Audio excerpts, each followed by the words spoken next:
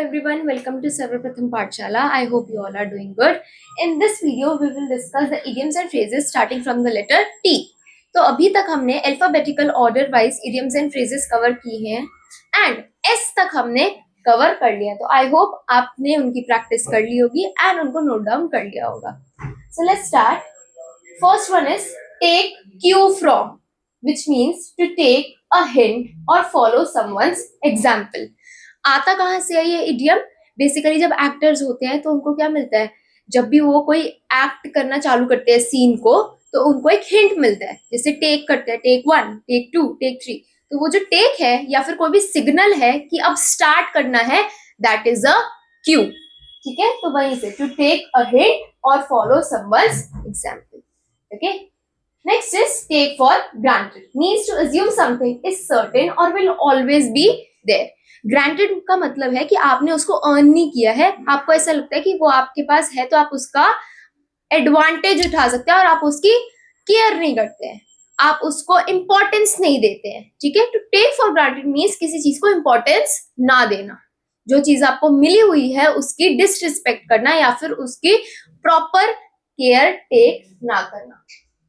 ठीक है, next is take 40 winks, means to take a short nap. Basically winks means blink of the eyes and take 40 winks means छोटा सा nap लेना. 40 times आप blink कर रहे हैं तो आपको एक एक्सप्रेशन मिल रहा है जहां से it is showing that you are taking a short nap.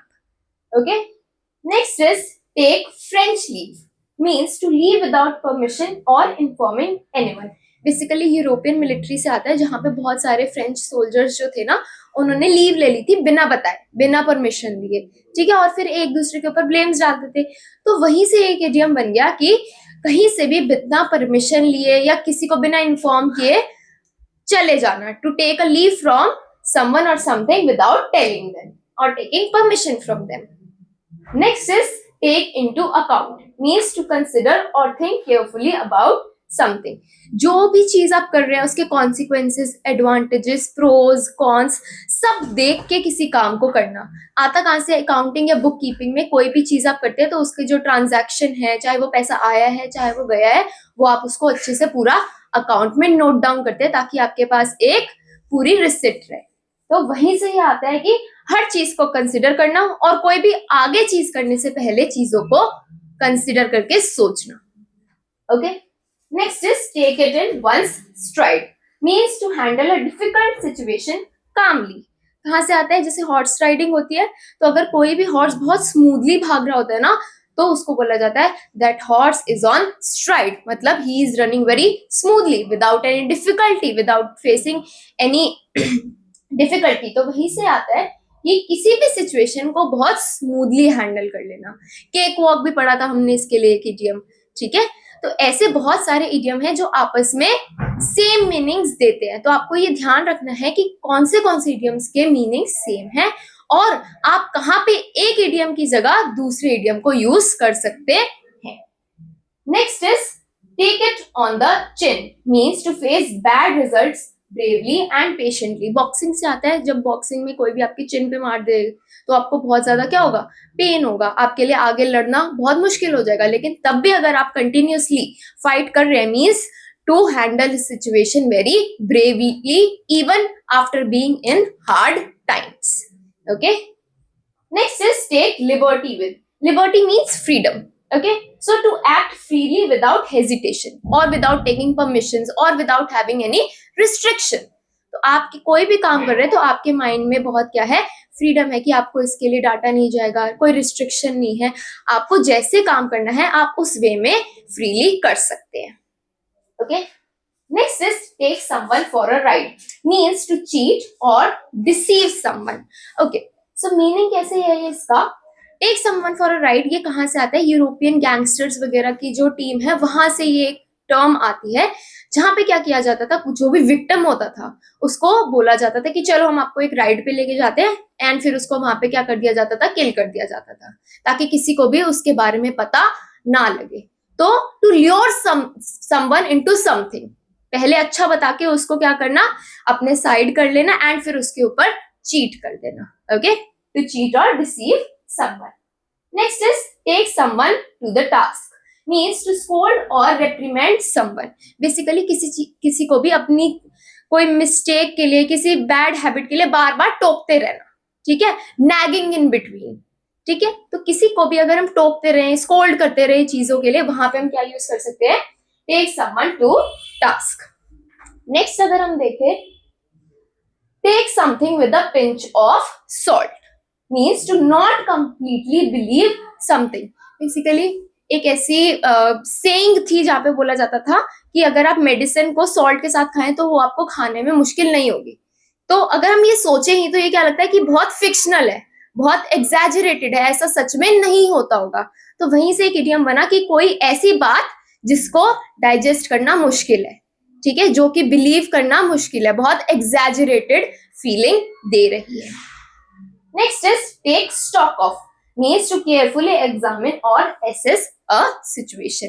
Basically business में जब भी हम स्टॉक रखते हैं तो हम देखते हैं कि आगे अब इस स्टॉक का क्या काम होगा, क्या ये जो स्टॉक है हमारा बच रहा है, क्या ये सारा बिक जा रहा है, हमको और स्टॉक बढ़ाने की जरूरत है या नहीं है।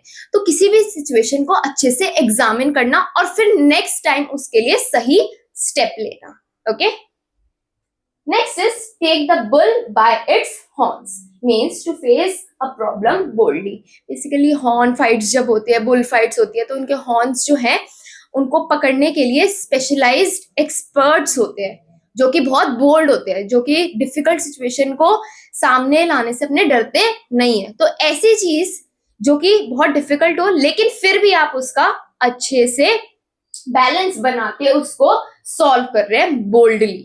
Okay, next is take the plunge. Plunge means to take a jump, okay, to dive into the water. कई बार हम उसके लिए भी बोलते हैं कि I am taking a plunge, means I am diving into the water. तो क्या मीनिंग बनता है, to take a bold and important step, मतलब किसी भी चीज के लिए एक स्टेप आगे लेना, टू जंप इनटू समथिंग, ठीक है। डाइव भी हम करते हैं, हम क्या करते हैं, हम डर रहे होते हैं कई बार, लेकिन तो भी हम क्या करते हैं, एक प्लंज लेते हैं to overcome our fears, which is very important. So वहीं से ये एक इडियम बनता है, to take a bold and important step.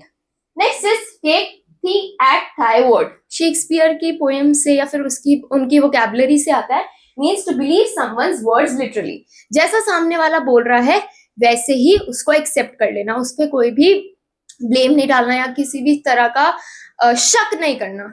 जैसा सामने वाला बोल रहा है उसको मान लेना। Okay, next is take to heart, means मतलब बहुत ज्यादा इमोशनल होना। कोई भी चीज अगर आपको बोलता है उसका एकदम से बुरा मान जाना, ठीक है, मतलब वो आपको चीज क्या कर रही है, बहुत ज्यादा हर्ट की है। Meaning to be deeply affected by something. Next is take to one's heels, means to run away. Heels मतलब आपके जो शूज होते हैं या फिर आपकी क्या कहते हैं स्लीपर्स होती है, उनके नीचे जो पार्ट होता है ना जहाँ पे आपकी हील होती है उसको बोला गया। हील मीन्स ऐसे लॉन्ग हील्स नहीं बोला गया, हील्स मीन्स योर एंकल के नीचे जो पार्ट होता है आपके फुट में उसको बोला गया है। तो अगर हम हील्स पे जल्दी जल्दी चलेंगे तो उसका मतलब है हम किसी चीज से रन अवे कर रहे हैं। तो वहीं से एक इडियम बना, to run away from a situation. Okay, next is take up the hatchet, means to resume fighting और conflict. Hatchet is basically a weapon. तो वेपन उठा लेना मीन्स कोई भी फाइट को दोबारा से चालू कर देना, to start a war, to start a conflict, to start a dispute. Okay, next is talk of the town, something everyone is talking about. मतलब हम हिंदी में भी बोलते हैं कि इसकी तो पूरे मोहल्ले में चर्चा है।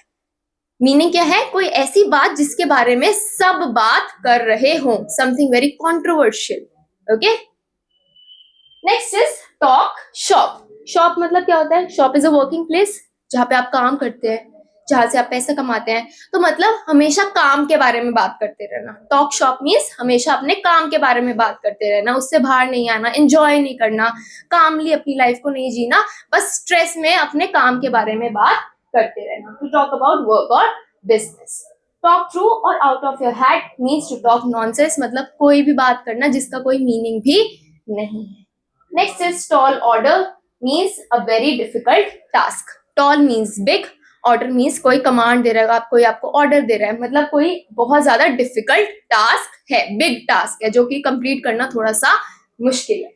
Next is tall tales, tales means stories होता है, टॉल मीन्स बिग होता है, मतलब कोई एग्जैजरेटेड स्टोरीज जो आपको बिलीव नहीं भी कर पा रहे तो भी आपको बताई जा रही है, fictional stories basically, unrealistic stories. Next is teething problems means initial और अर्ली स्टेज डिफिकल्टीज. बेबीज होते हैं, बेबीज को वैसे तो कोई डिफिकल्टी नहीं होती, लेकिन जब भी वो टीथिंग कर रहे होते हैं तो उनको हर चीज को, ऑब्जेक्ट को चबाने में और च्यू करने में बहुत ज्यादा क्या होती है, डिफिकल्टी होती है. लेकिन वो एक इनिशियल स्टेज की क्या है, डिफिकल्टी है. तो किसी भी काम में पैर रखने से पहले या उस टाइम पे इनिशियल स्टेज पे कोई भी डिफिकल्टी होना means it is a teething problem. Next is tempt providence means to take a risky chance. Providence means आपका रिस्क ही होता है, तो किसी भी रिस्की चीज को अपनी लाइफ में लाना और उसके लिए काम करना, चांस लेना basically to may be succeed in life.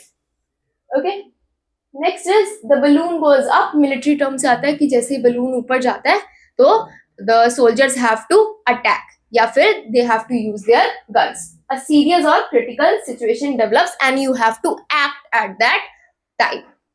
Okay.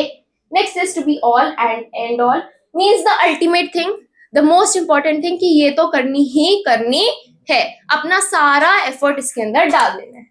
Next is the common wheel. Common wheel मतलब व्हील जो है हमारा ब्रिटिश, ओल्ड ब्रिटिश इंग्लिश से आता है, जहां पे व्हील मतलब वेलफेयर, मतलब कॉमन पीपल के वेलफेयर के लिए काम करना, सोशल वर्क करना, द वेलफेयर और good of the public. Next is the मेज ऑफ द ज्यूरिच. द मेज ऑफ द ज्यूरिच का मतलब स्विस बैंकर्स होते थे ज्यूरिच के अंदर, ठीक है. तो वो क्या करते थे, वो बहुत ज्यादा पैसा जो है अपने नीचे दबा के रखते थे, बहुत बहुत इन्वेस्टमेंट्स करते थे और बेसिकली हिडन मनी को ट्रेड में यूज करते थे, ब्लैक मनी, ठीक है. तो बहुत ज्यादा इन्फ्लुएंशियल पीपल जिनके पास बहुत ज्यादा क्या हो, पैसा, powerful and influential bankers. Next is the jury is out means a decision has not yet been made. Jury जो होती है कोर्ट रूम में जो डिसीजन लेने वाले पीपल होते हैं उनको ज्यूरी बोला जाता है. और अगर हम ये बोल देते ज्यूरी इज आउट, इसका मतलब जो ज्यूरी है उन्होंने अभी कोई भी डिसीजन नहीं दिया है, मतलब अभी किसी भी चीज का कोई फाइनल डिसीजन नहीं बना है. Next is the man in the street, basically common man. Next is the real मकॉय means the genuine और रियल थिंग. लास्ट के कुछ हम देखते हैं. The next one is the salt of the earth, a very good and respectable person. Basically salt is a valuable element, या पहले भी बहुत ज्यादा वैल्यूएबल माना जाता था, तो कोई बहुत डिग्निफाइड पर्सन, बहुत ज्यादा रिस्पेक्टेबल पर्सन जिसकी बहुत ज्यादा वैल्यू हो. Next is thick and fast means happening very quickly और इन लार्ज नंबर्स. थिक मतलब यहाँ पे किसी चीज का बहुत ज्यादा एक्सप्लोर होना, बहुत ज्यादा उसका मार्केट में वैल्यू होना, ठीक है. तो जो बहुत ज्यादा बिके या बहुत ज्यादा चले, बहुत ज्यादा उसकी वैल्यू हो, बहुत ज्यादा लोग उससे अट्रैक्ट होते हो, उनके लिए बोला गया हैपनिंग वेरी क्विकली और इन लार्ज नंबर्स. लास्ट है हमारा thick skin means not easily offended और इमोशनली अफेक्टेड. मतलब किसी को जब किसी भी चीज का फर्क ना पड़े, उसको कितना भी बोलते रहो, कितना भी बात करो, मारो, पीटो, अच्छे से समझा दो, लेकिन तो भी उसको कोई भी चीज समझ ना आए means he is a thick skinned person. I hope T से स्टार्ट होने वाले इडियम्स एंड फ्रेजेस आपको क्लियर हुए होंगे. ऐसे ही और वीडियोस के लिए और इस सीरीज के और पार्ट्स के लिए आप हमारे चैनल को सब्सक्राइब करेंगे. और अगर आपको ऐसी और कोई सीरीज भी चाहिए या किसी चैप्टर में किसी भी टॉपिक में डाउट है तो आप हमारे कमेंट सेक्शन में एक कमेंट लीव कर सकते हैं. Thank you so much.